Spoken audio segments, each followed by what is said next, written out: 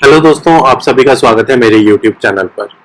आप चाहे scientific field से हो या नॉन साइंटिफिक फील्ड से, आज की वीडियो आप सभी के लिए इम्पोर्टेंट है। जब आप कोई रिसर्च परफॉर्म करते हो तो उस रिसर्च की क्वालिटी कैसे चेक होती है, वो डिपेंड करता है कि आप उस रिसर्च को किस जर्नल में पब्लिश करने वाले हो और उसका इम्पैक्ट फैक्टर क्या है।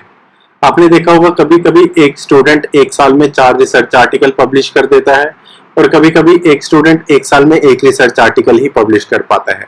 इसका यह मतलब नहीं है कि जो एक रिसर्च आर्टिकल पब्लिश कर रहा है उसकी रिसर्च बकवास है कंपेयर टू उस स्टूडेंट के जो एक साल में 4 रिसर्च आर्टिकल पब्लिश कर रहा है।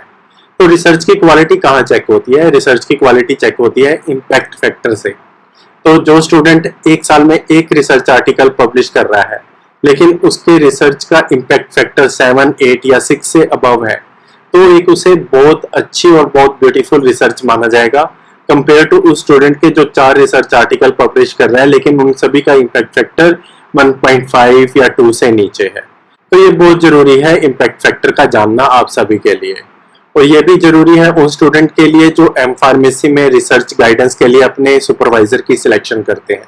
तो मैं आपको अभी तक ये बता चुका हूँ कि कोई भी आप रिसर्च आर्टिकल किसी भी जर्नल में पब्लिश करते हैं जिसका कुछ इम्पैक्ट फैक्टर होता है, और ये जर्नल किसी पब्लिशिंग हाउस से बिलोंग करते हैं, और ये पब्लिशिंग हाउस है ACS-RSC। इसका मतलब है अमेरिकन केमिकल सोसाइटी, और इसका है royal society of chemistry, Wiley, Springer, science direct and Elsevier. तो ये जो पब्लिशिंग हाउस है साइंस फील्ड में, इन्हें बहुत अच्छा पब्लिशिंग हाउस माना जाता है। तो जो भी जर्नल या रिसर्च आर्टिकल इनमें पब्लिश होते हैं उन्हें बहुत अच्छा रिसर्च आर्टिकल माना जाता है। और इनमें भी बहुत सारी फील्ड है, जैसे ACS में केमिस्ट्री की भी है, बायोलॉजी की भी है, और इंटीग्रेटेड पब्लिकेशंस भी आती हैं। तो ये आप डिसाइड करते हैं कि आप किस फील्ड में काम कर रहे हो और किस जर्नल में आपको पब्लिश करना है।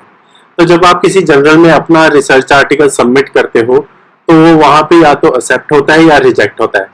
जब आपका रिसर्च आर्टिकल रिजेक्ट होता है तब आप कम इम्पैक्ट फैक्टर के जर्नल में पब्लिश करने की कोशिश करते हैं, और कई बार क्या होता है कि आप अपने रिसर्च आर्टिकल को और इम्प्रूव करते हो सो दैट कि उसका इम्पैक्ट फैक्टर इंक्रीज किया जाए। तो ये इम्पैक्ट फैक्टर क्या है, ये जर्नल क्या है और ये पब्लिशिंग हाउस क्या है, ये मैं आपको एग्जाम्पल के साथ अब दिखाता हूँ। तो सबसे पहले आप गूगल खोलिए और इसमें डालिए ACS जर्नल। जैसे ही आप क्लिक करेंगे यहाँ देखिए कितने नंबर ऑफ जर्नल हैं ACS के। तो लेकिन मैं आपको सीधा ACS की पब्लिकेशन साइट पे ले जाता हूँ। जब आप यहाँ पे क्लिक करेंगे तो यहाँ लिखा हुआ है all subject, analytical field, applied, biological, material science, organic and physical. तो मैं ऑर्गेनिक फील्ड पे क्लिक करता हूँ और यहाँ पे आ जाता है कि ACS के ये ऑर्गेनिक फील्ड से जर्नल है।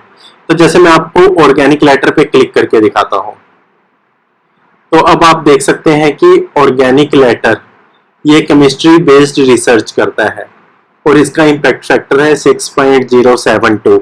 तो दोस्तों केमिस्ट्री फील्ड में 6.072 बहुत ही अच्छा इम्पैक्ट फैक्टर माना जाता है।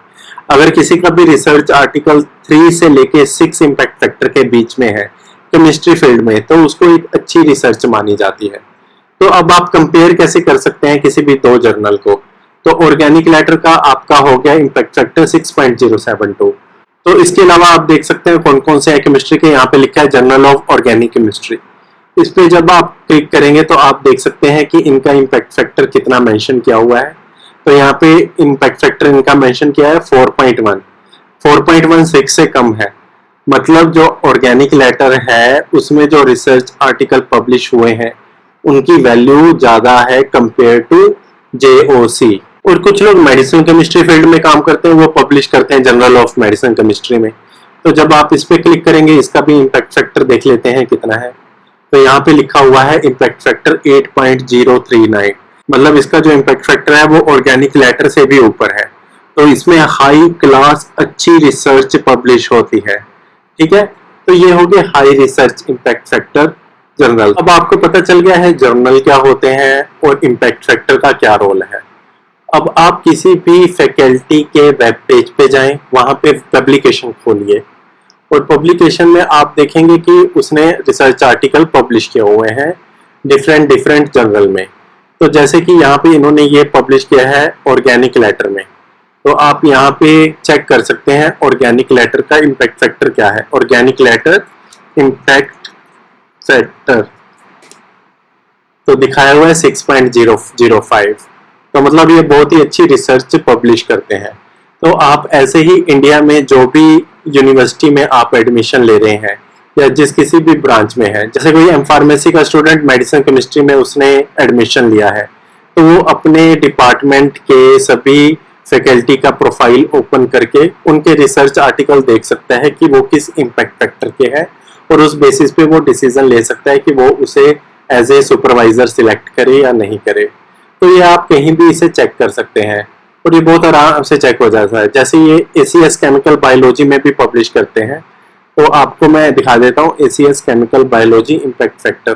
तो यहाँ पे लिखा है 5.1, मतलब ये भी एक बहुत अच्छा रिसर्च जर्नल है। और ऐसे ही आप RSC के जर्नल भी चेक कर सकते हैं, ठीक है। तो यहाँ पे ये लिस्ट आ गई है। यहाँ पे देखिए RSC एडवांसेस है, केमकॉम है, मतलब केमिकल कम्युनिकेशन। जब आप इस पे क्लिक करेंगे तो आप केमिकल कम्युनिकेशन की साइट पर चले जाएंगे और वहां पे भी इम्पैक्ट फैक्टर मेंशन किया हुआ है। मतलब यहाँ पे दिखाया हुआ है 6.06, मतलब इसका इम्पैक्ट फैक्टर ऑर्गेनिक लैटर के इम्पैक्ट फैक्टर से काफी मैच हो रहा है।